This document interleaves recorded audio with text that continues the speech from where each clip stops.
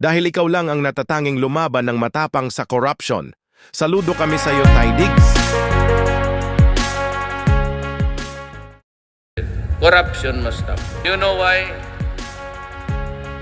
I got 15 million plus. So sabi ko, ito lang ang pangako ko at gagawin ko talaga.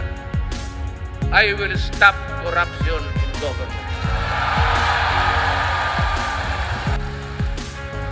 Today, kung cabinet member that during the meeting, I caught him lying.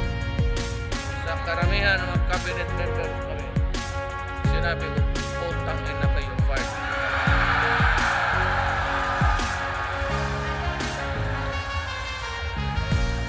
Umalis ka.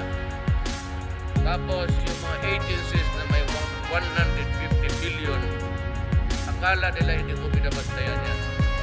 So lahat ng transaction, alam ko, at during may isang meeting sa mga regional director, sinabi ko sa kanila, anong nangyari?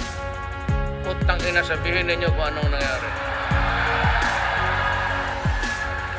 Kaya, right there and then, sinabi ko sa aide ko, you call him, he has 2 days to submit his resignation.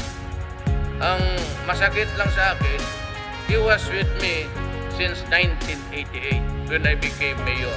Davao City. Sabihin mo lang kung sino mang putang inang yan.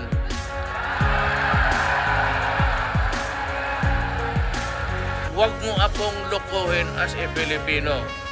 Kasabi ni Duterte, sasampalin kita.